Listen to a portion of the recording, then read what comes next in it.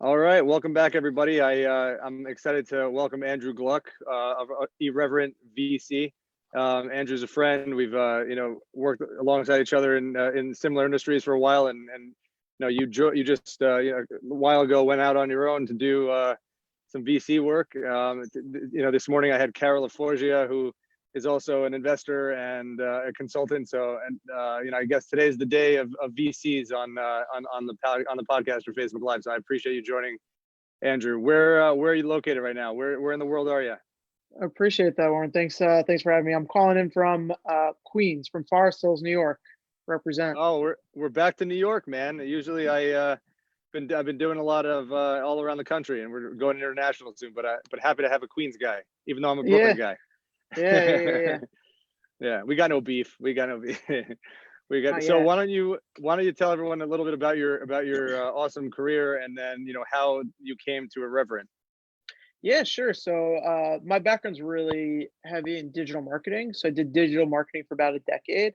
I did it straight out of school, studied economics, and so studied economics. Always really loved like incentives, trade-offs, numbers, and things like that. So really found marketing and digital marketing to be a really great embodiment of that. I did it for a small B2B company, actually in Brooklyn Heights, straight out of school. Then I did it at Quidsy, which was bought by Amazon. So that was Mark Laurie's startup before Jet, which Walmart just shut down, I guess. So the one before was Quidsy, which Amazon also bought, then shut down. And then I did the Vitamin Shop, and then I made a partner, a co-founder, went out. We started a digital marketing agency called Agency Within. They've since rebranded to Within, but did that for about 4 years. Grew it from nothing to about 100 employees, 100 clients. One of the largest independent digital marketing agencies in the U.S. Successfully exited there just about 2 years ago. And then since then, have been doing early stage investing, a little bit advising. Right now, my own capital, and then we'll be going out and now that I've been doing it for a while and feel confident and know that this is kind of the career that I want to be in, we'll be going out and raising a fund at some point. So if anyone listening wants to be an LP, hit me up. Nice, good. All right, we're plugging it early. At the end, you'll have to give everyone your domain and where they can find you. I love it. We can stop now. No, we can stop now. So I mean, what kind of investments do you generally look for? Like what are you looking for? Is it in the entrepreneur or the startup founder itself, or is it in a certain technology or sector? What do you generally look for? Yeah, no, great question. I think I focus really early. So early stage companies, either pre-seed or seed. Sometimes I've been the first investor, first outside check in a few companies already. So to me, one of the biggest things is founder market fit. So a founder who spent a lot of time in that market before going out and starting a company, invested in a company called Lunchbox, where the founder was a CMO of Bear Burger. He worked at Bear Burger for 10 years before creating this Shopify for restaurants. Invested in a company called Caraway, which the founder was basically the CEO of a kitchenware company that went out and started Caraway, which is a direct-to-consumer kitchenware company. Invested in a company called Login Hood, browser extension, selling your data. Founder sold data at Rodale, which is I guess a subsidiary or part of Hearst. So to me, that's a really big component of it. Obviously, a founder needs to be smart, intelligent, gritty, all those things. But also the founder market fit for me has been really important, because that person, instead of starting at home plate, at least they get to start on first base in terms of the network within the industry, in terms of how they're thinking about it, in terms of their approach to it. All those things are really important. And people who have been in a industry or focused on a problem for a while, and then find that solution or are working towards that solution, they have that extra level of passion and grit that really takes them beyond to the next level. That's a good strategy. I know there are a lot of investors who will take any good founder or startup idea and go with that, but I think it's really smart to have that network within the industry and to have that experience, because you're saying you're further along the bases and able to. I think we lost Andrew. I'm gonna get him back. Sorry, guys.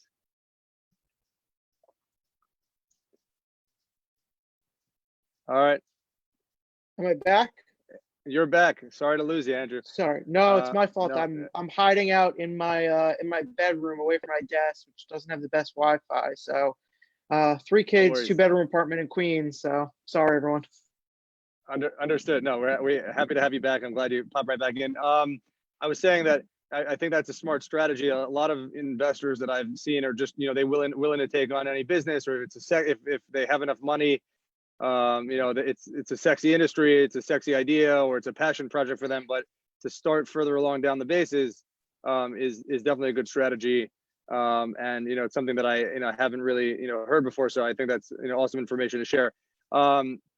What kind of, like, what do you, I asked Kara earlier this morning, do you know what it means to be an accredited investor? Like for someone to be an LP, to come into you, like, I want to invest with, in one of your startups.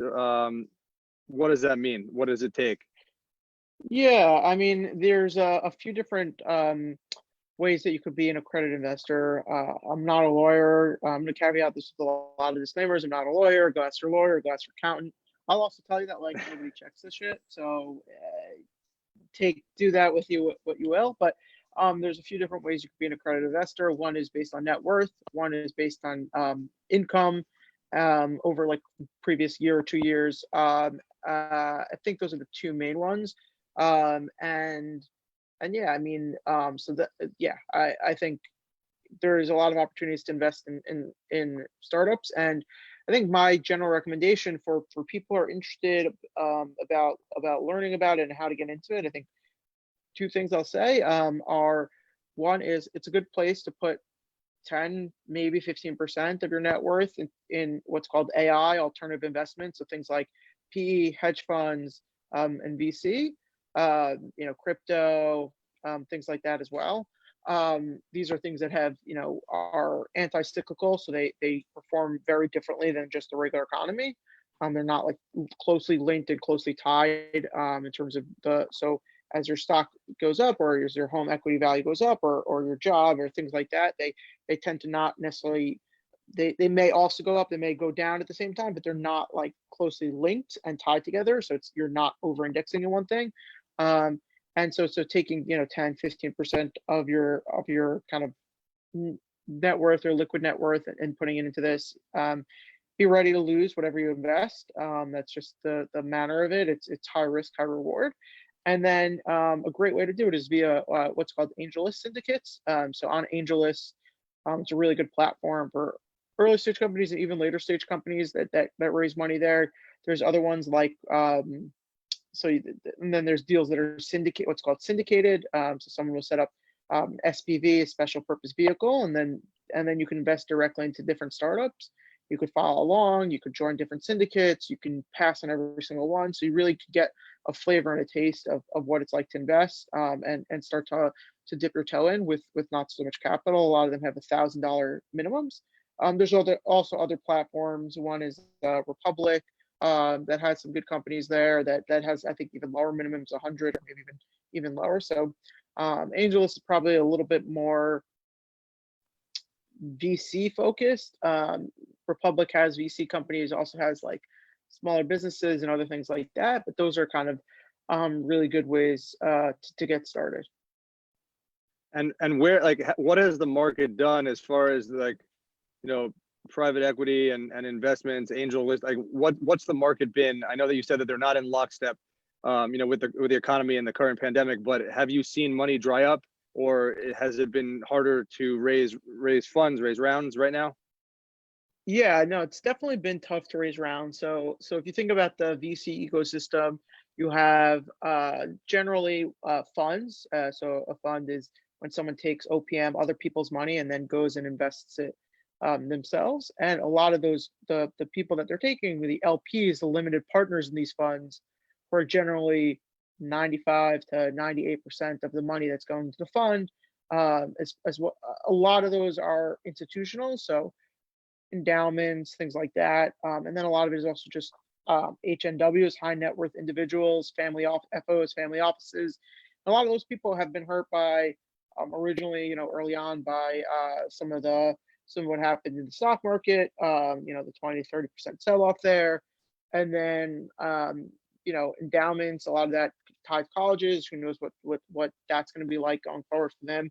And so it's shifted a little bit back to normal, but definitely at the beginning, at least the early March and April were definitely a little tougher. Um, yeah. Now it's a little bit back to normal, a little bit more back to normal. It's still very tough to raise money. It's always tough to raise money, so pandemic or not. And there's also a lot of industries that have been really hurt by what's going on. Hospitality, luxury, fashion, apparel. That like a lot of these startups are in, right? So startups in the restaurant industry, startups in the not the DoorDashes and Uber Eats who do a lot of delivery and takeout, but companies like Toast, valued for they raised some money at around $5 or $6 billion right before all this. I think they're probably worth about 30-40% less than that today. So it's a little bit all over the map. I think one of the things I saw, and I think summarizes it really well, is that 10% of companies are really, really harmed by the pandemic. 10% of companies were helped by the pandemic. You think about e-com, direct consumer, food and bev, grocery, Instacart, those guys. And then the other 80% are somewhere in the middle and trying to move, and be the ones that are helped and not hurt. That's a great answer. I know that you said earlier on that you work with, people who aren't on first base or aren't on home plate about to get the bat. But, if you're an industry expert and you have a huge network, but you're not a founder, you're not an entrepreneur, you don't know, necessarily what you're doing. What's advice that you give people who are making the transition from being, leading someone else's company, being a top level executive at someone else's company, and having industry experience, but then going out on your own? Because ultimately, you're a startup founder, you're an entrepreneur, and you're starting on the ground level again. Yeah, no, I think that's a great question. I think one thing that definitely transfers and is great if you have that experience and that management experience is a great like base and strong point to kind of build off your base in terms of bringing in people who might have more experience, whether that's a COO or CFO, whether they need that title, but basically people like that have some of that startup experience. Have those people on your team, whether they're officially working with you, whether they're advisors or consultants, but have someone who kind of has been there, done that before, is really helpful. And then leverage your network. One really great sign of companies is if you're able to convince people to come and join you. So you probably have a good group of people who have been successful, who probably have some level of safety and comfort, and who are ready to take that startup risk. You should be able to go out and convince a few of them or one or two of them that you really want to come and join you. And if we're not able to do that, then maybe go back to the drawing board. Depending on what industry you're doing, and every founder is different, and safety and comfort, you can always part-time it, work nights and weekends in the startup, start to get traction. As you start to develop that traction, then consider transitioning over. I've invested in people who are still one foot in both worlds. Obviously, once they start to raise that capital and take outside investment, it was understood that they were transitioning away from their job and moving into that full-time founder CEO role. So just consider all those different elements and really make a game plan that works for you, that you're going to be comfortable with. I think even just going back, agency within the agency I co-founded and grew and had a successful exit from. When I and my co-founder first started that, I didn't have a lot of entrepreneurial background. I had it with my family. I had some small startups, nothing real. So it was definitely a big learning curve. I think one of the things was kind of just also thinking about in terms of what success looks like, and making a plan of what you hope to accomplish in the next 18 months, and then backtrack that every single quarter of those next 6 quarters, and making sure that you're hitting those benchmarks. And then also, again, setting expectations, talking to people who have been there, done that before, and making sure that your expectations aren't too ambitious or are not ambitious enough. Yeah. That's great advice. We have a comment from one of our viewers, Liron Bentovim, who's the CEO and founder of the Glimpse Group, which is a augmented and virtual reality company. He says that on what you just answered earlier, that if you can't get people to join you, move on to the next thing. And that's it is good advice. On that, I had a follow up, and based on what Liron said, what if you can get? I've seen a lot of startups get celebrity endorsement or backing. So maybe they're connected to someone or an athlete or whatever it is, but you go under the hood and it A, might be a bad investment, and B, might be a shitty company. So what do you say to that, where you have this endorsement of, and you have someone who might be an industry expert or just a known celebrity who's getting behind a business, and again, I think that probably allays a lot of concerns for people, but I don't think that is criteria to do that. Yeah, I've actually seen this a lot.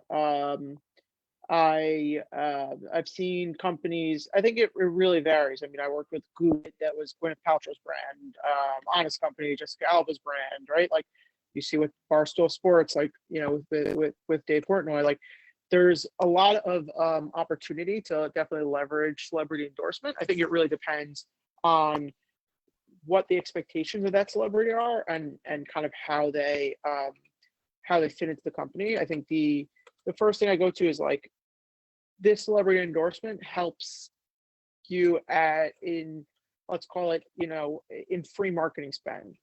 If I give you free marketing spend, that's not necessarily, if I give a shitty idea or a shitty founder free marketing spend, that's not going to be the difference between failure and success for them. If I take a good founder, a good product, and start to get it off the ground with celebrity endorsements, it's possible that helps get that kind of first wave. It lowers your CAC, your cost to acquire a customer early on. And then I've seen, kind of the ones that do really well. It really doesn't weigh very heavily on me, to be honest. I passed on a company that has, I passed on two companies recently that had celebrity endorsements, Rolodex up the wazoo. I just didn't think the unit economics and the space made sense to me. They're well, TBD on how they do. I've been wrong before. I'll be wrong again. My wife likes to say I'm wrong all the time, but it's not. It's not going to be the thing that really makes or breaks something. I have seen cases where celebrities are founders on the cap table, own a decent chunk of the company. Those could be really interesting because depending on the level of celebrity, it does make it easier to get investor calls. It does make it easier for people to get people to call you back, right? It does make it easier for for people to for them to post about it on their Instagram or on their Facebook. It does make it easier for them to send it out to their celebrity friends and have them all post. Like it helps a lot. And if they're also in the spotlight and talking about it a lot, then it has potential. Those are the ones where I've seen it have a real impact on the business. But then there's also ones that just want to get involved in something to add it to their portfolio, and they don't really give a shit about what they're doing. So they're not committed. That becomes an issue, or you're just carrying dead weight. Yeah, I mean it's no different than paying for a post, right? So if I could pay and get, you could pay for a celebrity endorsement, or you could pay in equity for a celebrity endorsement. If it's also, I think it also matters in terms of celebrity, now I'll talk about celebrity market fit, right? So if you have, Kim Kardashian posting about beauty stuff, really great endorsement. What Kylie did with Kylie Cosmetics, obviously that worked out really well. If you have her, if you have a Kardashian posting about golf clubs, like, I don't know, does that really fit? Is that something that she's going to be able to work into, the TV show, into your Instagram posts, all these things? TBD, right? And you're right, they have hundreds or thousands of these opportunities, and if all it is them taking, a lottery ticket, right? Hey, yeah, I'll take 2% and post about this a few times.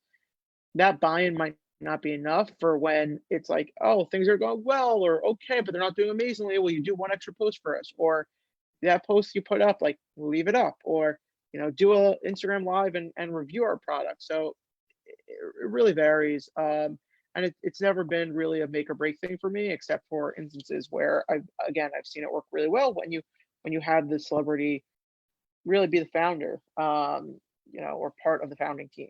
Then it could be a difference maker. That's a great answer, and a lot of chock full of good information. I know that I asked you a similar question earlier, but if you're advising a startup founder right now, in the midst of the pandemic, would you tell them to hold off a little bit, or like what would your advice be to get launching right now? Not a company that's already started, not money situation as far as raising rounds, but like getting off the ground right now. It depends what industry, but generally it would be, there's kind of no better time than now. Like, some of the best businesses are started during these downturns. There's a ton of talent out there. I mean, Airbnb, Uber, Toast, like all these companies are laying off 10, 15% of their employees. Like, great talent, great people that are only laid off not because of performance, nothing to do with performance. They've seen it, they've done it, they, are ready to take risks. Like, there's going to be a lot of great companies that start from those founders. And I think, a lot of the best founders, it's not like a should I or should I not? It's like a burning desire. I have to. I see this problem. I see the solution. I see how I fit into creating this solution and fixing this problem. And they can't not. Funding, it's going to be tough. It's always tough. It's going to be probably tougher than it would normally be. I especially happy to work with a lot of first-time founders, a lot generally younger founders, just because of my network and people reach out to me. And it's not easy, but it takes 6 months to raise a round. Like, unless your metrics are through the roof and to raise a pre-seed or early stage round, that's what it takes to meet with enough people, to get enough no's. And I'd say also just try to be honest with yourself. Is this something I'm willing to devote the next 5 to 10 years of my life to? And even if I don't have otherworldly financial success, is that going to be something that I'm happy and passionate about? If I grow this and it's an okay business and it's similar or commiserate or with my previous income, am I going to be happy about that, or would I rather stay in my industry and continue to try to grow there?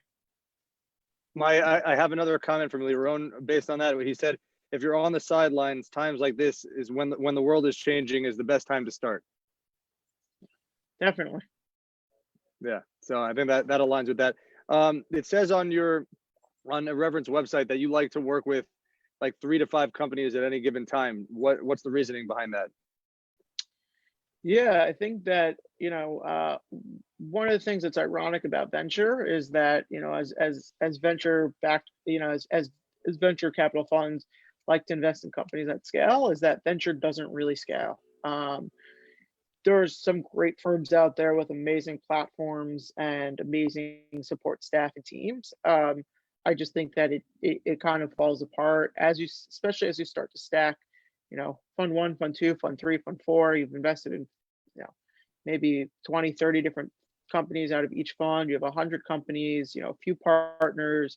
Some of these companies are still, and some of these companies may have went down or been acquired. Some might be kind of in a steady state, but there's always a bunch of people rag on you for attention and then need that kind of help, especially at the early stage. There's so much to do. So my goal is not to just be, hey, here's what you should do, here's some advice, but actually like, hey, like, here's what I can help with, here's what I can do, here's where you want to talk about LTV CAC. It's not like, hey, here's a template, go do it. It's, hey, let's talk through this. What are your, this is something I do all the time. What are your costs? What are your customer service costs? What are your product costs, shipping, returns, stripes costs, and it's a different level of service, and it's kind of the model that I like, and the model that works for me. So that's why it's kind of a little bit different than a lot of other funds. So you're really getting your hands dirty and rolling up your sleeves and working hands-on, side by side with anyone you invest with. Yeah. So even companies I haven't invested in, I recently, there's a company I didn't end up investing in, but relay the founding team, talked to them. They're in the middle of hiring for VP of growth role. They wanted some help. I helped them with the JD, with the job description, and tweaked it up. And then also they're having me kind of interview the final like 3 candidates that got through to this round, and help them just because they don't have a lot of experience there. So being new to the industry, it's not, again, it's not 100% altruistic. I do like to help. I do like to pay things forward. There have been a lot of people that have paid, paved the way for me, that have helped me along the way in my career. But at the same time, I'm trying to build a really good reputation and brand in the industry. I like reputation more just because, again, just as an individual, it feels more authentic to me. So just being early stage, just want to try to be helpful where I can. And there's areas that are, to be honest, easy lifts for me, easy things for me to do that have potentially a good amount of value for people. So if I can help out in some way there, then it's awesome. And actually, that company, kind of as a thank you gesture, they made a donation to charity helping with families suffering from economic need due to coronavirus. So kind of win-win all around there. Oh, that's awesome. That's wonderful to hear. That's definitely paying it forward. To take from Shark Tank, Kevin O'Leary, sometimes he says they should just take their idea and behind the barn and shoot it. At what point in the life cycle of a startup do you have you experienced that, where you're like, this is, we invested some capital, we've gone down this road, but it's time for the barn? Yeah, it hasn't happened to me yet. I'm sure it will. There's definitely ideas that I see that are pitched from people that I'm like, you should not be pursuing this. Do Depending you on tell my them that relationship. honestly? I mean, do you give them that honest feedback? Generally not, just because those aren't if there's people in my network that are coming to me with ideas and thoughts and things like that, then yeah, of course, I'll help them understand why I don't think it's a good idea. When it's like cold outbound and I don't want to upset people and don't have the rapport with them to be able to deliver that feedback. I try to steer them in the right direction. Hey, like, I'm not sure this is VC backable. There's a lot of competition. I don't know if it's the right way to approach it, things like that. To be honest, most people with that terrible of ideas like aren't people who are generally coachable. I found. So, try not to like get too involved in those communications. There have been companies that have been dealing with, especially just due to the pandemic and everything else that's going on, that have been had to cut back on burn, had to kind of figure out, kind of go into this cockroach mode, if you will, cut burn, get a few more months of runway out of it, really try to see where they can increase revenue. So, I saw something today actually that Adam Draper, of the Draper's famous family in the VC community, and he writes a newsletter, and he wrote, I was gonna write this whole thing, but basically sum it down to like the best companies, don't run out of money. And so that's kind of the name of the game at the end of the day. Like, you can have the best idea, you can have the worst idea or okay idea, but sometimes it is about this grit and perseverance and being able to survive one more day. You don't know what's coming. You could be in an industry where coronavirus wiped out one of your biggest competitors or made it impossible for them, right? You could be, we were valued at almost 50 billion, now valued at 3 billion, right? Like, things change, and time is the one thing that you can kind of work in your favor. You do want to be moving quickly and all that, but sometimes all it takes is to continue to survive, to get that lucky break, to get that celebrity endorsement who just randomly, celebrity who randomly like finds you and orders your product, to get that, finally get into that, retailer, whatever the case may be. Like, that does happen.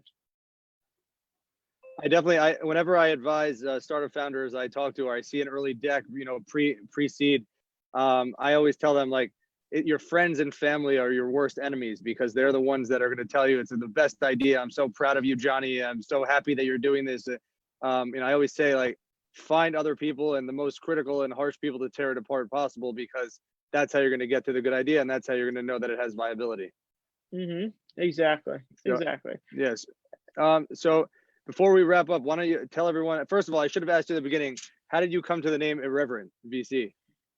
Yeah, I think I was looking for a name that I was trying to figure out a name, and then I liked the idea of a name that started with IRR. I think it's one of the most important metrics in financial services. Anytime you take other people's money, is, what is the IRR? What's the internal rate of return that you're getting on people's capital? And so then while I was doing that, just thinking through some things, I came across Irreverent and kind of loved it. And the reason is that irreverent means lacking respect for kind of for traditional things.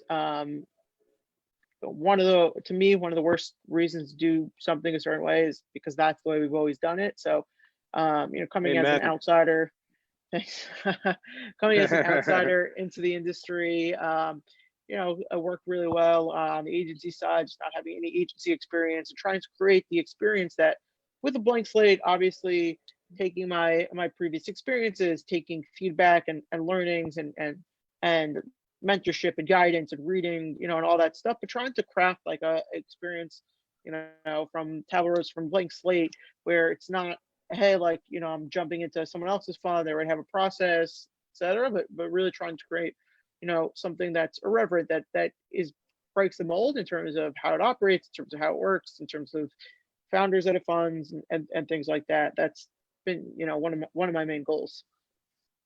I'll definitely be watching for you and Kara, and hopefully you guys will invite me on your yachts that are parked next to each other in the marina one day. There you go. You can come. You can come. Yeah, I appreciate it. Where can we find Irreverent? Where can we find Andrew Gluck? You could find Irreverent at irrvrnt.io, irrvrnt.io. I am about a week away from a website redesign, so it's gonna be really great. It's gonna have a lot of that irreverence to it, really pouring through on the site. And then another great place to find me is on Twitter, at irrevrnt.vc, not VC, at irrvrntVC on Twitter is the Twitter handle, irrvrntVC. If you Google Andrew Gluck Twitter, it should come up. And yeah, feel free to reach out. I'm always available to chat, exchange ideas, help early stage founders. I really thank you for joining me today, and I think the day of the VCs went very well, thanks to you and Kara. And I look forward to tough act to follow. I know. I look for you guys both brought some amazing information to share with the audience. I really thank you for joining. I hope you have a good night, and send regards to the family. Thanks so much. Appreciate it. Same to you.